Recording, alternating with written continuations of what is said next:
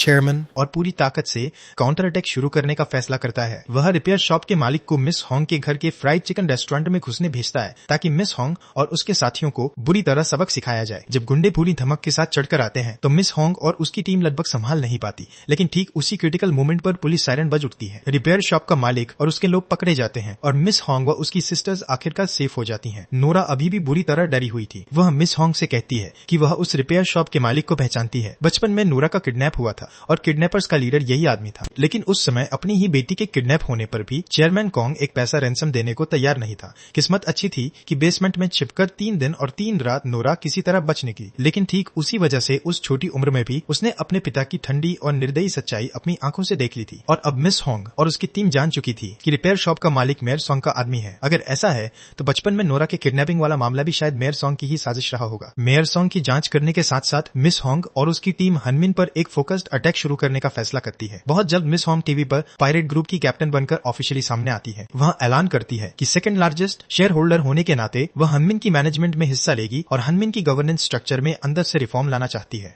यह खबर सुनते ही चेयरमैन कॉन्ग तुरंत टारगेटेड काउंटर अटैक शुरू कर देता है। वह आदेश देता है कि पब्लिक ओपिनियन के जरिए मिस होंग के कैरेक्टर पर हमला किया जाए। चेयरमैन कॉन्ग और मेयर सॉन्ग के अरेंजमेंट के बाद ज्यादा समय नहीं लगता और रिपोर्टर्स मिस होंग के फ्राइड चिकन रेस्टोरेंट पर पहुंचकर तस्वीरें लेने और उल्टे सीधे सवाल करने लगते हैं, जबकि बड़े अखबार भी एक ही रात में मिस होंग को बदनाम करने वाले काउंटलेस आर्टिकल्स छाप देते हैं। लेकिन मिस होंग और उसकी टीम को पूरा यकीन था कि ऐसे घटिया तरीकों के अलावा चेयरमैन कॉन्ग के पास अब ज्यादा कुछ बचा नहीं है। फिर भी इस समय चेयरमैन कॉन्ग के शेयर्स अभी भी एडवांटेज दे रहे थे। अपना गोल हासिल करने के लिए उन्हें चेयरमैन कॉन्ग के शेयर पावर को पूरी तरह बीट करना था और इसके लिए नोरा की मदद जरूरी थी। चेयरमैन कॉन्ग पहले वादा कर चुका था कि अगर उसकी बेटी नोरा 3 महीने की प्रोबेशन पीरियड पूरा कर ले तो वह लेट मिस्टर कॉन्ग के 9% शेयर्स उसे दे देगा। अगर नोरा के ये 9% भी जुड़ जाए तो मिस होंग के पास हनमिन के 3% शेयर्स हो जाएंगे और ये चेयरमैन कॉन्ग का सामना करने के लिए काफी होगा। नोरा को हर हाल में मनाने की कोशिश के अलावा मिस होंग और जुंगू पब्लिक मार्केट से भी इंडिविजुअल इन्वेस्टर्स के हाथों शेयर्स खरीदने वाले थे, जितने मिल सके उतने। अब से चेयरमैन कॉन्ग को हराने के लिए उन्हें हर तरीका इस्तेमाल करना था। जैसे ही मिस होंग और उसकी टीम शेयर्स खरीदने लगती है, कंपनी पर कब्जे की लड़ाई अब सच में भड़कने लगती है और मिस होंग की तरफ से आ रहे इस जोरदार झटके का जवाब देने के लिए चेयरमैन कॉन्ग मेयर सॉन्ग को आदेश देता है कि वीआईपी क्लाइंट्स की सीक्रेट फंड्स निकाल लिए जाएं। लेकिन जब चेक किया गया तो पता चला कि सीक्रेट फंड्स का ये हिस्सा भी एक ही बार में पूरी तरह साफ हो चुका है। अब अकाउंट्स में एक पैसा भी नहीं बचा था। रिपेयर शॉप के मालिक ने पता लगाया कि वीआईपी क्लाइंट्स के सीक्रेट फंड्स पूरी तरह ट्रांसफर होकर यूइदो पायरेट ग्रुप के कॉर्पोरेट अकाउंट में जा चुके हैं। यह समझते ही कि यह फिर से मिस होंग का ही काम है, मेयर सॉन्ग गुस्से और शर्म से बेकाबू हो जाती है। चेयरमैन कॉन्ग भी तुरंत मेयर सॉन्ग को उसकी नाकामी के लिए फटकारता है। हनमिन के लिए मिस होंग का यह कदम निस्संदेह उनकी सबसे कमजोर और सबसे दर्द वाली नस पर सीधा वार था। जुंगवू मिस होंग के साथ मिलकर अगला कदम उठाता है। वह कुछ दिन पहले उसे धोखा देने वाली इन्वेस्टमेंट कंपनी के प्रेसिडेंट दोस्त के पास जाता है और उसे सलाह देता है कि बेहतर होगा वह जल्दी से हनमिन से हाथ खींच ले, क्योंकि अगर pirate group controlling share holder बन गया तो उसके दोस्त ने अभी अभी जो हनमिन बॉन्ड्स खरीदे हैं वे सब सिर्फ बेकार कागज बनकर रह जाएंगे। कंपनी के प्रेसिडेंट ने जुंगवू की सलाह मान ली और बहुत जल्द हनमिन को इन्वेस्टमेंट इंटेंशन विड्रॉ करने का ऑफिशियल नोटिस भेज दिया। प्रेसिडेंट के इन्वेस्टमेंट वापस लेने के साथ ही हनमिन और भी गहरे संकट में फंस जाता है। लेकिन मिस होंग की तरफ भी मुश्किलें कम नहीं थी। पब्लिकली शेयर्स खरीदने से स्टॉक प्राइस तेजी से बढ़ने लगता है और शेयर्स खरीदते खरीदते मिस होंग और उसकी टीम की फंडिंग लगभग खत्म हो जाती है। इसी समय अल्बर्ट इन्वेस्टिगेशन रिजल्ट लेकर लौटता है और कंफर्म करता है कि मेयर सॉन्ग और रिपेयर शॉप का मालिक वाकई बहुत गहराई से जुड़े हुए हैं। यह एविडेंस लेकर मिस होंग नोरा की मां मिसेज चोई से मिलने जाती है। वह उन्हें मनाने की कोशिश करती है कि उनके हाथ में मौजूद 1% शेयर्स वह मिस होंग को दे दें।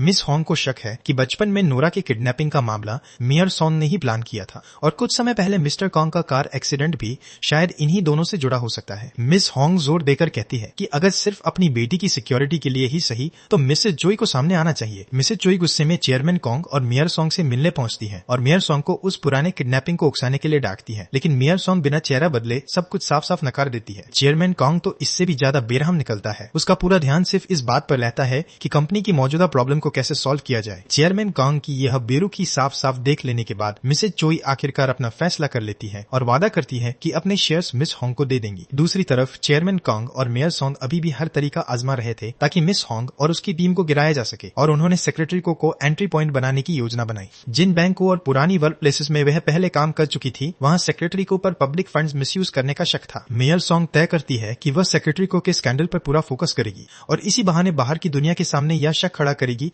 कि मिस होंग ने शेयर्स खरीदने के लिए पैसा आखिर कहां से पाया। यह खबर मिलते ही मिस होंग फैसला करती है कि वह हनमिन जाएगी और चेयरमैन कांग का सीधे सामना करेगी। सेक्रेटरी को भी उसके साथ जाने पर अड़ जाती है। इस बार वह पहले की तरह चुपचाप शर्म से भागने वाली नहीं थी। अटूट फाइटिंग स्पिरिट के साथ मिस होंग और उसके साथी हनमिन पहुंचते हैं, लेकिन चेयरमैन के ऑफिस के अंदर जाते ही उन्हें वहां कोई भी नहीं मिलता। जैसे ही उन्हें कुछ गड़बड़ लगती है, अचानक पुलिस वहां आ जाती है और पब्लिक फंड्स मिसयूज जैसे आरोपों में सेक्रेटरी को गिरफ्तार कर लिया जाता है। मेयर सॉन्ग बेहद खुश हो जाती है। उसे लगता है कि आखिरकार उसने सेक्रेटरी को रास्ते से हटा दिया। लेकिन हैरानी की बात यह थी कि सेक्रेटरी को ने ना तो सिर झुकाया और ना ही समझौते वाली बेबस मुद्रा अपनाई, बल्कि उसके चेहरे पर हमेशा की तरह वही शांत संयत मुस्कान थी। उसे भरोसा था कि उसके बाद मेयर सॉन्ग के अच्छे दिन भी बहुत जल्द खत्म होने वाले हैं। सेक्रेटरी को की गिरफ्तारी के बाद पब्लिक फंड्स मिसयूज से जुड़ी उसके खिलाफ रिपोर्ट्स तुरंत मीडिया में आ जाती हैं। ठीक इसी क्रिटिकल मोमेंट पर सबसे अहम मोहरा बनी नोरा मिस होंग से टकरा जाती है। वह साफ कहती है कि वह सेक्रेटरी को जैसी हालत तक बिल्कुल नहीं पहुंचना चाहती, इसलिए वह किसी भी हालत में मिस होंग की हर बात नहीं मानेगी। थोड़ी देर बाद नोरा अपने पिता चेयरमैन कॉन्ग से मिलती है और साफ कहती है कि अब से वह अपने इंटरेस्ट को सबसे पहले रखेगी, इसलिए वह चाहती है कि उसके पिता अपना वादा निभाएं और लेट मिस्टर कांग के शेयर्स उसे दे दें। ठीक उसी समय जब चेयरमैन अपना वादा निभा रहा होता है, मिस होंग पायरेट ग्रुप की अगुवाई करते हुए एक स्पेशल शेयर होल्डर्स मीटिंग बुलाने की योजना बनाती है,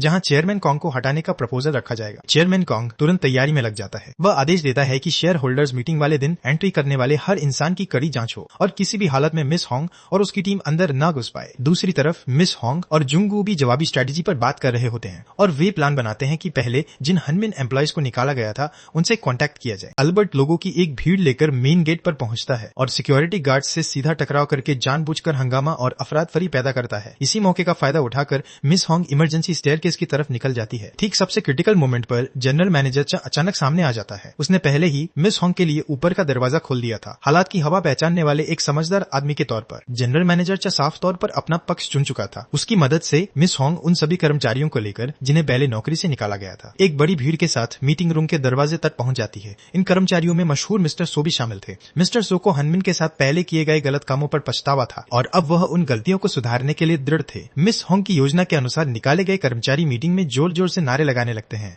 चेयरमैन कॉन्ग को हटाने की मांग करते हैं और सभी निकाले गए कर्मचारियों की बहाली की बात उठाते हैं। जैसे ही चेयरमैन कॉन्ग को हटाने का प्रस्ताव वोटिंग में जाता है, जुंगू पायरेट ग्रुप की ओर से 1/3 से ज्यादा वोटिंग पावर के साथ उस प्रपोजल के समर्थन में वोट देता है। लेकिन अफसोस अंतिम नतीजा उनकी उम्मीदों जैसा नहीं निकलता। कुल मिलाकर आधे से भी कम लोगों ने चेयरमैन कॉन्ग को हटाने के पक्ष में वोट दिया, यानी रिमूवल प्रपोजल पास नहीं हो पाया। हालांकि यह प्रस्ताव गिर गया, फिर भी चेयरमैन कॉन्ग बिल्कुल निश्चिंत नहीं हो सका। अपने कंट्रोल को मजबूत रखने के लिए वह अपनी बेटी नोरा को आगे बढ़ाने का फैसला करता है और उसे हनमिन की सक्सेसर बना देता है। इस तरह नोरा अचानक हनमिन की नई प्रेसिडेंट बन जाती है। लेकिन मेयर सॉन्ग के लिए असली हैरानी उस इनॉग्रेशन स्पीच में थी। नोरा ने वह ब्लैक फॉर्मल सूट नहीं पहना जो खुद उसने पहले सजेस्ट किया था, बल्कि उसने महिला कर्मचारियों वाली साधारण वर्क यूनिफॉर्म पहन ली थी। मंच पर खड़ी नोरा अब पहले वाली बोली लड़की नहीं लग रही थी। उसकी आंखों में दृढ़ता थी। वह घोषणा करती है कि हनमिन के हर कर्मचारी को वह अपने परिवार की तरह मानेगी और हनमिन नाम के इस बड़े परिवार के लिए आज से वह एक शेयर होल्डर के रूप में मिस होंग के पायरेट ग्रुप का समर्थन करेगी। नोरा की यह चौंकाने वाली घोषणा सुनकर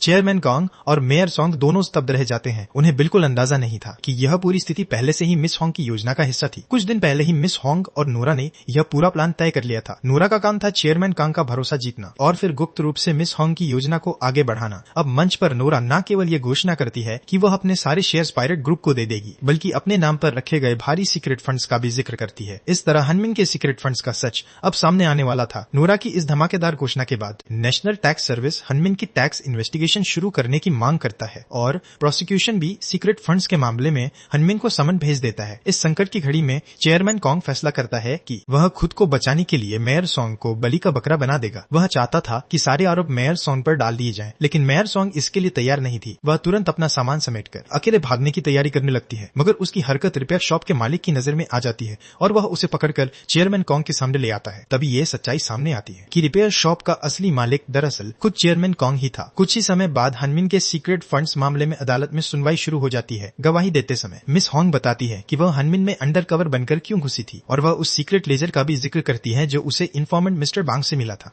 चेयरमैन कॉन्ग का वकील तुरंत इसका विरोध करता है और कहता है कि लेजर की कहानी सिर्फ मिस होंग की बनाई हुई बात है। लेकिन मिस होंग अदालत में लेजर बनाने वाले का नाम नहीं बता सकती थी क्योंकि उसे मिस्टर बांग की पहचान सुरक्षित रखनी थी। तभी एक चौंकाने वाली घटना होती है। थोड़ी देर बाद मिस्टर बांग खुद अदालत में पहुंच जाता है। वह गवाह के कटघरे में खड़ा होकर लेजर की सच्चाई की पुष्टि करता है। वह यह भी बताता है कि इस लेजर की कुल 12 कॉपीज मौजूद हैं और उनमें से एक कॉपी क्राइसिस मैनेजमेंट डिपार्टमेंट की छत के अंदर छिपी हुई है। मिस्टर बांग के लिए भले भले ही उसने पहले दर कर पीछे हटने की कोशिश की थी, लेकिन अब वह अपनी हिम्मत और अपने साथियों की मेहनत को यूं ही मिटने नहीं देना चाहता था। मिस्टर बांग के आगे आने के बाद अदालत की स्थिति मिस होंग और उसकी टीम के पक्ष में और मजबूत हो जाती है, लेकिन समस्या यह थी कि चेयरमैन कांग अभी भी सब कुछ नकार रहा था और सारे आरोप पूरी तरह मेयर सोंग पर डाल रहा था। फाइनेंशियल सुपरवाइजरी सर्विस के अधिकारी से बात करने के बाद मिस होंग को चिंता होती है कि चेयरमैन कांग शायद मजबूरी में मेयर सोंग को रास्ते से हटाने की कोशिश कर सकता है, क्योंकि अगर मेयर सोंग बोलने के लिए जिंदा नहीं रही तो पूरा मामला बिना सबूत के रह जाएगा। जब मेयर सोंग अचानक गायब हो जाती है तो मिस होंग फैसला करती है कि उसे पुलिस के साथ मिलकर काम करना होगा और वह पुलिस को रिपेयर शॉप के मालिक के बारे में क्लूज देती है। किस्मत अच्छी थी कि पुलिस की जांच में पता चला कि रिपेयर शॉप के मालिक के ऑफिस के अंदर कई संदिग्ध चीजें रखी हुई थी। उनमें लेट मिस्टर कॉन्ग का वॉलेट भी शामिल था। ऐसा लग रहा था कि यह आदमी मर्डर करने के बाद विक्टिम की चीजें अपने कायम की स्मृति चिन्हों की तरह संभाल कर रखता था। रिपेयर शॉप के मालिक की किलिंग में इन्वॉल्वमेंट कंफर्म होने के बाद उसी रात मिस होंग पुलिस ऑफिसर्स के साथ स्टेक आउट पर बैठती है और वे देखते हैं कि रिपेयर शॉप का मालिक चेयरमैन कॉन्ग के घर के अंदर जाता है। बिल्कुल वैसे ही जैसे मिस होंग ने अंदाजा लगाया था, मेयर सोंग इस समय वही बंधक बनाकर रखी गई थी। रिपेयर शॉप के मालिक को चेयरमैन कांग का आदेश मिला था कि वह उसी रात मेयर सोंग को खत्म कर दे। उसी समय मिस होंग नोरा से चेयरमैन कांग के घर की चाबी ले लेती है और अंदर घुसकर मेयर सोंग को बचा लेती है। नोरा और सेक्रेटरी को भी मदद के लिए वहां पहुंचती है, लेकिन रिपेयर शॉप का मालिक उन्हें देख लेता है। वह आदमी आखिरी सांस तक छटपटा रहा था और हर उस इंसान को मार डालना चाहता था जो सच जानता था। मिस होंग पूरी ताकत से उसका मुकाबला करती है और शुक्र है कि सबसे क्रिटिकल मोमेंट पर पुलिस सायरन बज उठती है। पुलिस वांटेड क्रिमिनल बन चुका रिपेयर शॉप का मालिक आखिरकार अपने अंत तक पहुंच जाता है, लेकिन पकड़े जाने के बाद भी वह सारा दोष मेयर सोंग पर डाल देता है और कहता है कि उसके सारे अटैक और मर्डर्स मेयर सोंग के कहने पर ही किए गए थे। मेयर सोंग इस समय हॉस्पिटल में रिकवर कर रही होती है और मिस होंग उससे मिलने जाती है, लेकिन मेयर सोंग पिछली रात की मदद के लिए मिस होंग का शुक्रिया नहीं करती। वह मानती है कि मिस होंग ने उसे सिर्फ इस्तेमाल करने के लिए बचाया है। मिस होंग जवाब देती है कि उसने कभी भी मेयर सोंग को पर्सनल टारगेट नहीं बनाया, वह सिर्फ यह चाहती थी कि उसे उसकी डिजर्व पनिशमेंट मिले और वह अपने क्राइम्स का सामना गिल्ट के साथ करे। मेयर सोंग यह सुनकर इमोशनली शेकन हो जाती है और आखिरकार पुलिस को कन्फेस कर देती है कि सीक्रेट फंड्स केस की पूरी सच्चाई क्या है। मेयर सोंग के कन्फेशन के साथ ही अगले दिन से चेयरमैन कॉन्ग पर ट्रैवल बैन लगने वाला था, इसलिए उसी दिन चेयरमैन कॉन्ग प्लान बनाता है कि वह अपनी एक्स वाइफ मिसेज चोई को साथ लेकर जल्दी से देश छोड़कर भाग जाए। रात होते ही मिसेज चोई चेयरमैन कॉन्ग को लोगों की नजरों से बचाकर चुपचाप कार में बैठा देती है, लेकिन कार में थोड़ी देर सोकर उठने के बाद चेयरमैन कॉन्ग हैरान रह जाता है जब वह देखता है कि कार सीधे पुलिस स्टेशन पहुंच चुकी है। उसी पल चेयरमैन कॉन्ग को एहसास होता है कि उसकी एक्स वाइफ ने उसे धोखा दे दिया है। सच तो ये था कि चेयरमैन कॉन्ग के भागने की कोशिश करने से पहले ही मिसेज चोई मिस होंग से कांटेक्ट कर चुकी थी। अविश्वास से भरे चेहरे के साथ इतने सारे बुरे काम करने वाला चेयरमैन आखिरकार गिरफ्तार हो जाता है। धीरे धीरे मामला खत्म होने लगता है और अब विदाई का समय भी आ जाता है। उसी रात मिस होंग अल्बर्ट का शुक्रिया अदा करती है और मानती है कि इस पूरे सफर में अल्बर्ट की मदद बहुत बड़ी थी, लेकिन अल्बर्ट मिस होंग की बातों से समझ जाता है कि यह सिर्फ थैंक यू नहीं बल्कि गुड बाय भी है। दिल में लगाव और अधूरापन लेकर अल्बर्ट आखिरी बार मिस होंग को दूर जाते हुए देखता है और मन ही मन सोचता है कि शायद दोनों की किस्मत में साथ होना लिखा ही नहीं था। चेयरमैन कॉन्ग पर इन्वेस्टिगेशन चलने के दौरान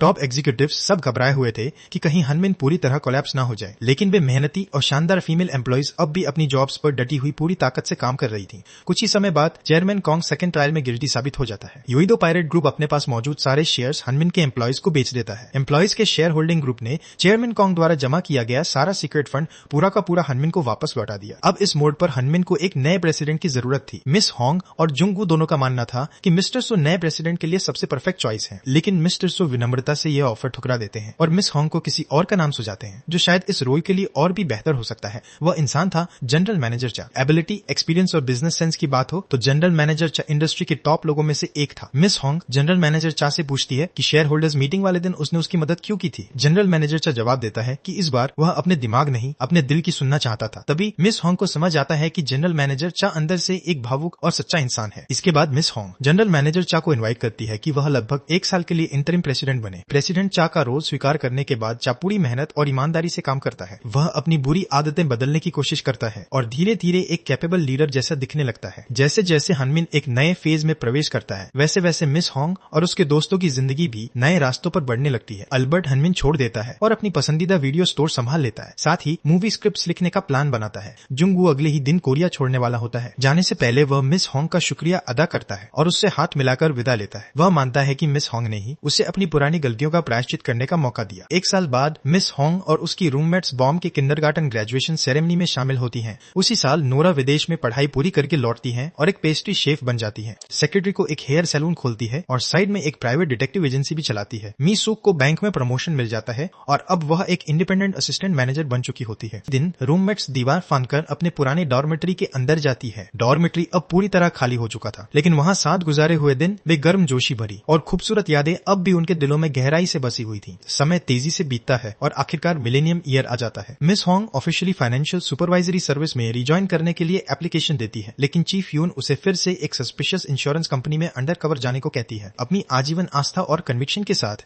मिस होंग नया डिस्गाइज लेकर टारगेट कंपनी में पहुंचती है और एक नई अंडरकवर मिशन शुरू करने की तैयारी करती है। काउंटलेस डिसऑनेस्ट इंश्योरेंस सेलर्स के बीच मिस होंग बड़ी सहजता से मुस्कुराते हुए सिर हिलाती है। शायद वक्त की लहरें अभी थमी नहीं है, लेकिन ऐसे खतरनाक दौर में भी हमेशा कुछ लोग ऐसे होते हैं जो लहरों को चीरकर उल्टी दिशा में तैरने की हिम्मत रखते हैं। यहीं पर यह ड्रामा खत्म होता है। अच्छा, आज के लिए बस इतना ही। लाइक, कमेंट और सपोर्ट जरूर करना और ड्रामा चैनल को सब्सक्राइब करना मत भूलना। Bye bye.